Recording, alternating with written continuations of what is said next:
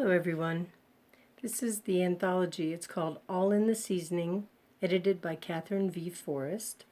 And I have a short story in there called Jane Bishop's Eyes, and I'd like to share that with you for Christmas. Children chortled with laughter as they stomped and shouted a welcome to winter's first snowfall. A white Christmas, Reed muttered, one hand swatting at a drifting snowflake. She had been watching the playing children for quite a while, and they were beginning to eye her with some alarm. After all, it was cold, and here she was, standing in the doorway, no coat, not even a sweater, just a faded Florida Everglades t-shirt. The shirt had been a hot flamenco pink once. In its heyday, now it offered little, not even protection against the weather. She was also letting cold air into the apartment, increasing a heating bill that she couldn't afford as it was.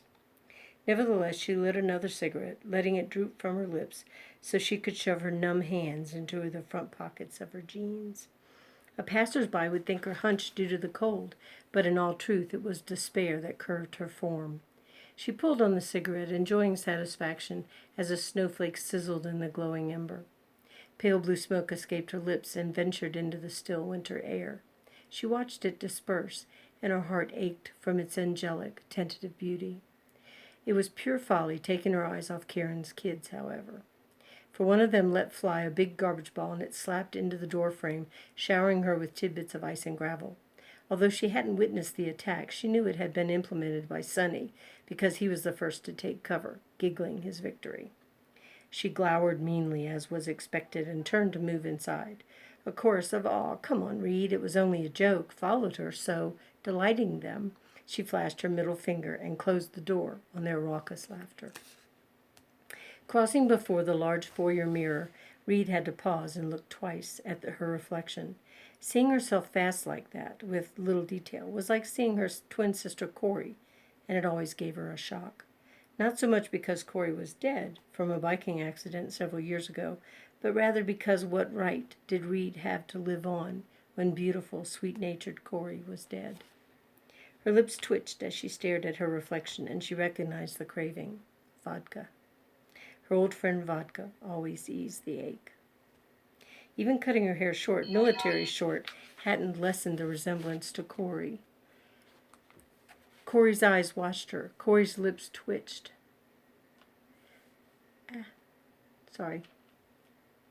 Corey's lips twitched, craving the booze that until 18 months ago had been Reed's life. She missed it every day, but didn't miss the puking or that constant urgency to find the next bottle. She'd given all that up, thanks to the program, and to Jane Bishop. It was always said like that. It was never just Jane or just Bishop, but Jane Bishop. One word, said real fast. Reed, with her butch camaraderie, had tried to shorten it to JB, but Jane Bishop had set her straight fast enough. Jane Bishop, she'd said firmly. It's Jane Bishop. Reed could hear her voice even now, straightforward, to the point. She's gone.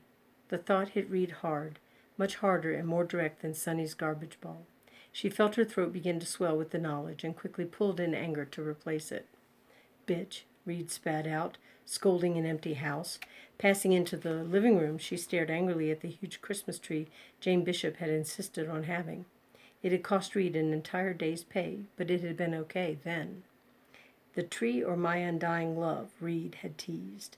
They had braved frigid wind looking for a small economical tree and found this beauty instead.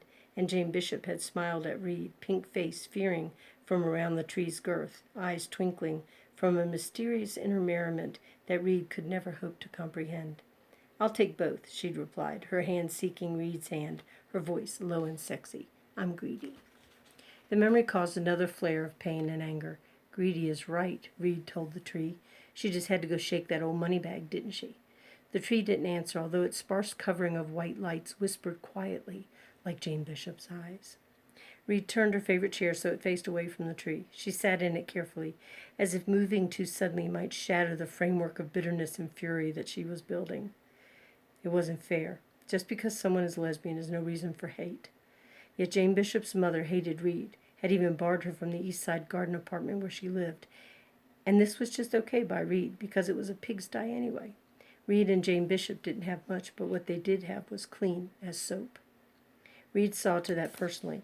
Jane Bishop's mother Would never know it, though, would never lower herself to come to this part of town. Even if Reed were to grow her hair back long, Mrs. Quince would still mark her as queer and out to corrupt her daughter. This was nothing new. Hell, people had known about Reed since grade school. She just had that way about her, no matter how she tried to conform to the het world. And mannerisms from 2 years in St. Mary's Reformatory for young women for a B&E just added fuel to the fire. As did the half-moon of scar on her right cheek, relic of a battle for dominance her first week in prison. True, she was no prize, but then neither was Jane Bishop or Jane Bishop's mother. They were no better than anyone else. Mrs. Quince was a mean alcoholic who lay in bed until midday every day, living on her dead husband's life insurance policy and feeling like it gave her the okay to run Jane Bishop's life. She had some nerve giving Reed grief. And Jane Bishop, the traitor, right up in there, sucking on the old tit so she could inherit someday.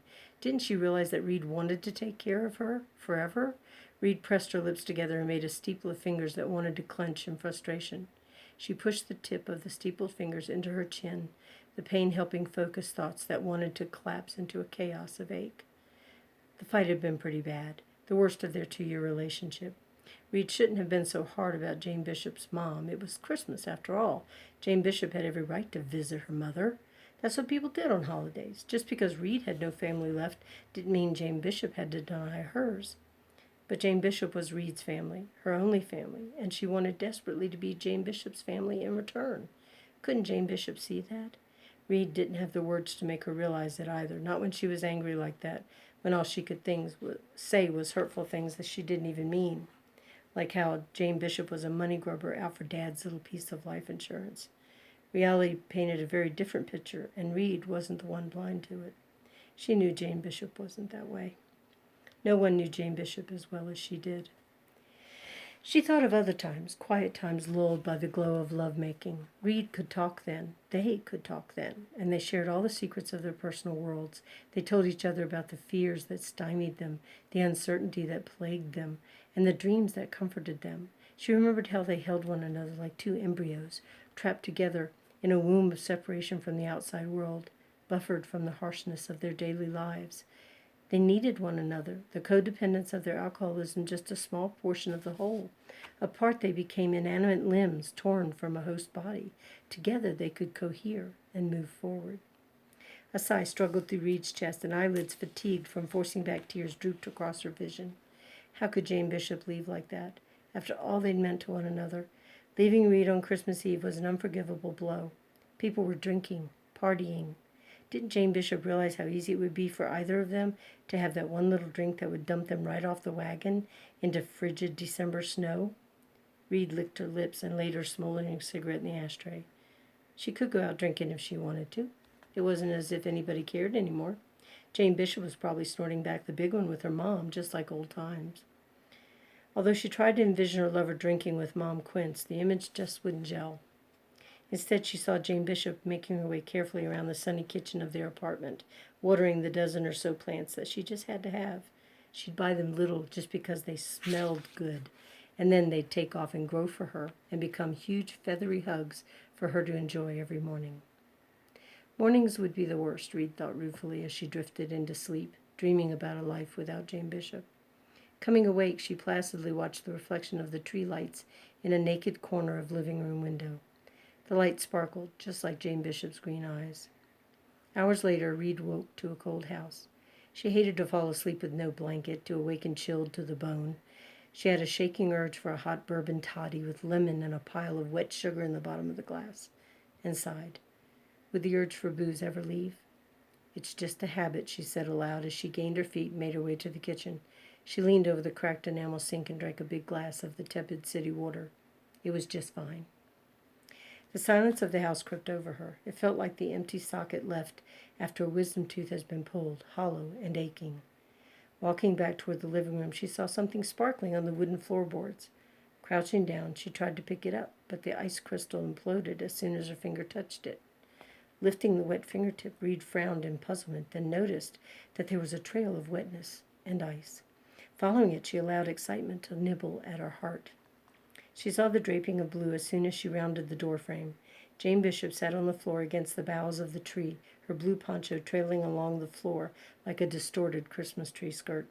Her red shirt was a good contrast against the green tree, and the colors made Reed think of the soldier in the Nutcracker Ballet.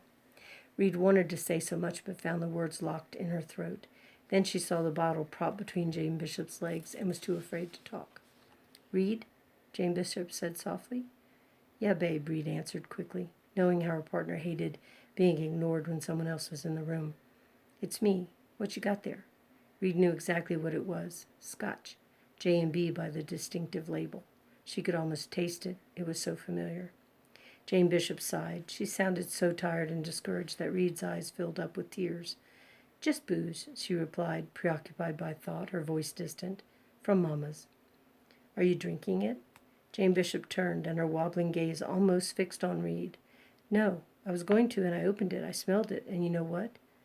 "What?" Reed settled herself on the floor at Jane Bishop's feet, laying a palm against her legs so she'd know Reed had changed position. The tilt of Jane Bishop's head changed, lowered. "I realized that what I really wanted was the smell of your skin." Reed drew in a huge breath and held it. "I hated being at Mama's without you. She's not like you, not good like you are. She is so miserable and hates her life." She leaned forward. "Do you realize how very wonderful our life is together?" Reed allowed the air to escape her lungs. Tears broke free and cascaded along her scarred cheek. "Oh, yeah, babe. Yeah, I do. I'm sorry I left. I'm sorry I got so mad. Can you forgive me?" Reed had buried her face in the hard convexity of her knees, and her voice was muffled, choked off. "Done, honey. That's all done," she chanted. Jane Bishop remained silent, and lilting Christmas music from the house next door filled the room with faint cheer. Reed reached out and grasped Jane Bishop's hand. They sat that way a long time, through O Tannenbaum and through Jingle Bells. "Let's get rid of this," Jane Bishop said finally, indicating the bottle. "I don't think either of us needs it." "You got that right," Reed agreed, helping pull Jane Bishop to her feet. She used the toe of her right sneaker and expertly flipped Jane Bishop's cane from the floor into her hand. She passed it to Jane Bishop and moved around so Jane Bishop could take her arm, a graceful dance practiced to perfection long ago. They moved in tandem to the front door and out into the coldness of snow and ice and Christmas. Moving to the porch railing, Jane Bishop draped her cane across one arm and used both hands to twist open the bottle. She leaned out into the night and poured the oily essence of Scotch into the snow below. "We're anointing the Holly King," she said with a giggle. "How pagan is that?" "Pagan enough," Reed said. "Our luck is sure to improve."